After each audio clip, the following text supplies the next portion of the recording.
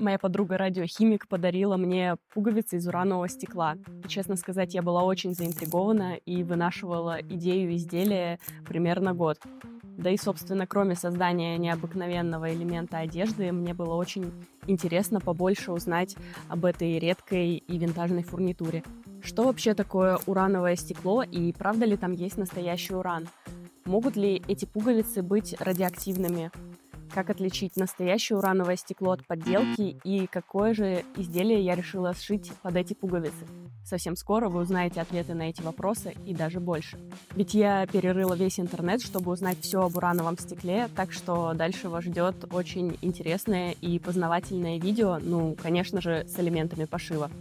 Ну, а еще я за научный подход, поэтому ссылки на первоисточники вы найдете в описании к этому видео. Итак, вы на канале Lazy Raccoon Crafts, с вами Аня из Испании. Обязательно подписывайтесь, ведь это самый развлекательный и познавательный швейный блог.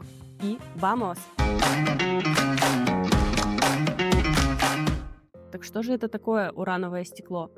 Это такое стекло, в состав которого для придания цвета был добавлен оксид урана. Пропорция, как правило, варьируется от 1 до 6%, однако в некоторых изделиях 20 века можно было встретить содержание урана до 25%. Но вы уже поняли, уран добавляют в стекло для придания такой желтой или желто-зеленой окраски, но, однако, в этот цвет можно покрасить стекло и другими красителями. Но вот стекло, действительно содержащее оксиды урана, будет очень ярко флуоресцировать в ультрафиолетовых лучах, и именно это один из способов, как отличить настоящее урановое стекло от подделки. Конечно же, Катя, моя подруга, которая работает на кафедре радиохимии химфака МГУ, и которая, собственно, и подарила мне эти пуговицы, проверила их у себя в лаборатории. Итак, пуговицы настоящие, так что они не только будут красиво сверкать на солнышке, но еще и в каком-нибудь боулинге или клубе смогут произвести фурор. К этим невероятным пуговицам я долго не могла придумать подходящее изделие, потому что, во-первых, пуговиц всего 4, и тут особо не разгуляешься, а во-вторых, мне хотелось создать изделие, которое подчеркивало бы красоту этих пуговиц, а не скрывало их. Не буду тянуть, я выбрала вот такой референс. Это блузка с показа 2020 года итальянского бренда MSGM. Я решила взять за основу выкройку блузки Mallory от Vicky Sauce, уберу воланы и смоделирую шарф. Шить буду вот из такой вискозы. Я купила ее здесь, в Испании. Мне очень понравился принт, и я решила, что он отлично будет подчеркивать красоту моих пуговок. Ну, а пока я крою, расскажу вам немного об истории уранового стекла. Использование оксида урана восходит к 79 году нашей эры, когда он использовался в качестве желтого красителя в керамической глазури. Желтое стекло с 1% оксида урана было найдено на древнеримской вилле, недалеко от Неаполя в Италии, в 1912 году. И это самое раннее задокументированное использование оксида урана для окрашивания стекла. Однако я нашла источники, где эта находка ставится под сомнение, поскольку других мозаик с таким стеклом больше найдено не было. То есть, возможно, это стекло в мозаику вставили позже, уже в 19 веке. Вообще, определение урана как элемента обычно приписывают немецкому химику Мартину Генриху Клаппарту. Он экспериментировал со смоляной обманкой, минералом, который находили в серебряных рудниках, и который также имеет название наст-уран или уранинит. В 1789 году он пришел к выводу, что этот минерал содержит новый элемент, который он назвал в честь недавно открытой планеты Уран, которая, в свою очередь, названа в честь греческого бога неба. На самом деле Клаппарт идентифицировал не чистый элемент, а оксид урана. Чистый уран был впервые выделен спустя 50 лет французским химиком Эженом Пелего. Но вернемся к нашему урановому стеклу. Считается, что идея окрашивать стекло при помощи оксида урана пришла в голову австрийцу Францу Ксавьеру Риделю в начале 19 века. Кстати, стекло он назвал в честь своей дочери Анны Марии, Анна Гельб и Анна Грюн. Что ж, не могу не согласиться, прекрасное название.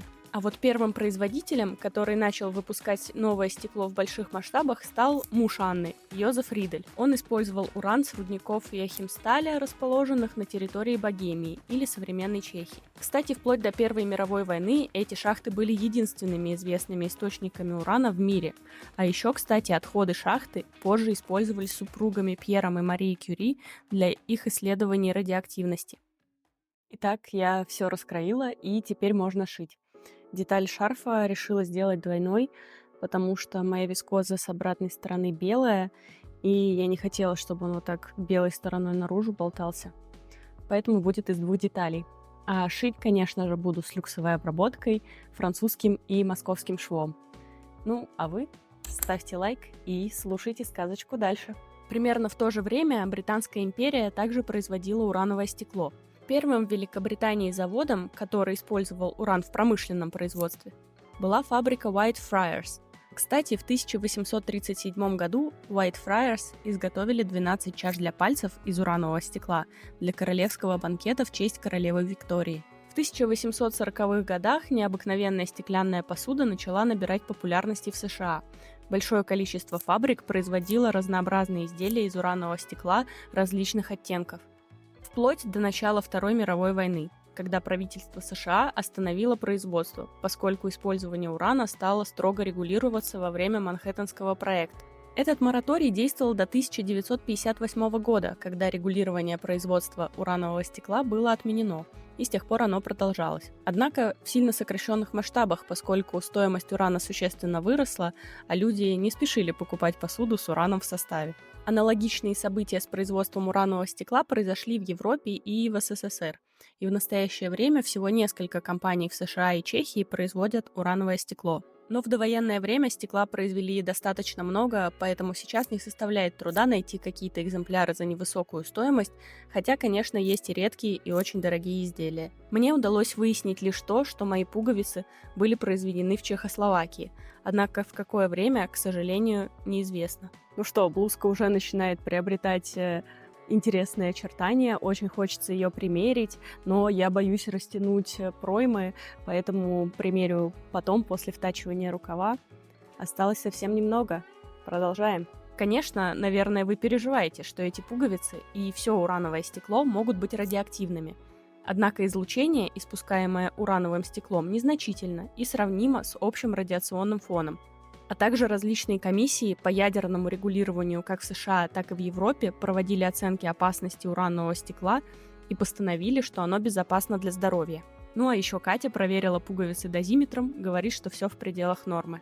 Многие люди ради большей безопасности предпочитают хранить урановое стекло за стеклом, как бы это парадоксально ни звучало.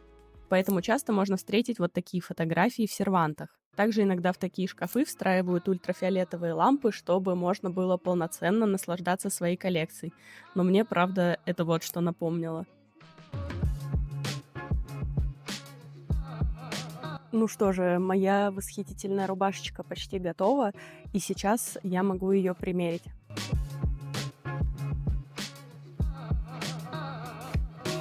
По-моему, уже выглядит очень классно, но, конечно, осталось пробить петли и пришить пуговицы. Но сначала я сделаю это на тестовом образце, потому что моя чудо-машинка не всегда справляется с первого раза.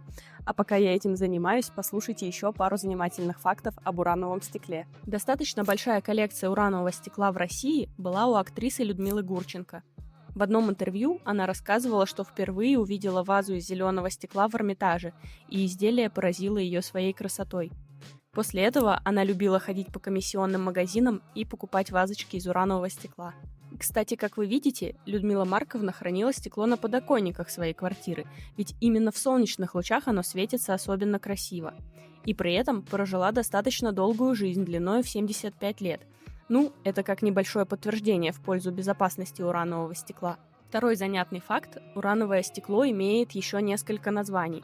В Англии еще в XIX веке его прозвали канареечным стеклом из-за цвета, а в США его по той же причине называют вазелиновым стеклом. Кстати, в Штатах стекло определенного оттенка еще называют depression glass, депрессивное стекло или стекло депрессии, поскольку именно этого оттенка стекло производилось в период Великой депрессии в Америке в 30-х годах. Непрозрачные разновидности уранового стекла называют custard glass, то есть цвета заварного крема, а также берманским стеклом. Это вот таких оттенков от желтого до розового.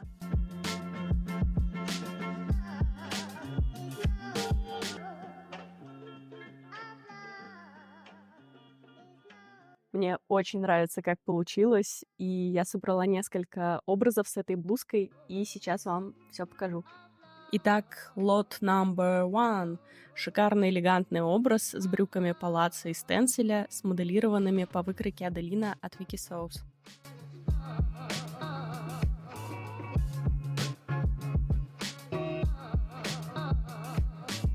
Второй образ с брюками карго по лекалам Дэрил и жилеткой Лилиана от того же производителя. Кстати, удобно вот так заправлять шарф за хлястик, тогда он на плече формирует красивую драпировку и не спадает. С сарафаном из эко-кожи по выкройке платья Стейси тоже смотрится классно, и даже одна пуговка игриво выглядывает из декольте. Этот образ с платьем комбинации по выкройке Лейси. Тут рубашку не застегивала, а просто завязала на узел снизу.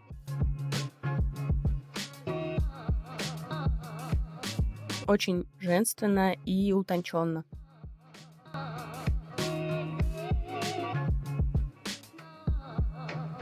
Ну а с джинсами клеш с высокой талией получился классный хиппи-образ из 80-х. Мне очень нравится. И я заправила шарф в шлёвки, тоже классный приемчик, берите на заметку. Я просто в восторге, какая классная блузка у меня получилась.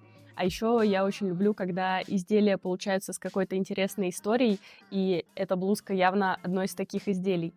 Ведь она сочетает в себе не только винтажную фурнитуру с богатым прошлым, но и памятный подарок от подруги. А еще благодаря этим пуговицам я узнала много нового, и, надеюсь, для вас тоже было познавательно и увлекательно, и, возможно, вы уже направляетесь проверять зеленую стеклянную посуду в бабулином серванте. Обязательно подписывайтесь на этот канал, ведь впереди еще много новых швейных проектов и интересных открытий. Спасибо, что ставите лайки и оставляете комментарии. Для меня очень важна ваша обратная связь. И до новых встреч. Nos vemos. Adiós.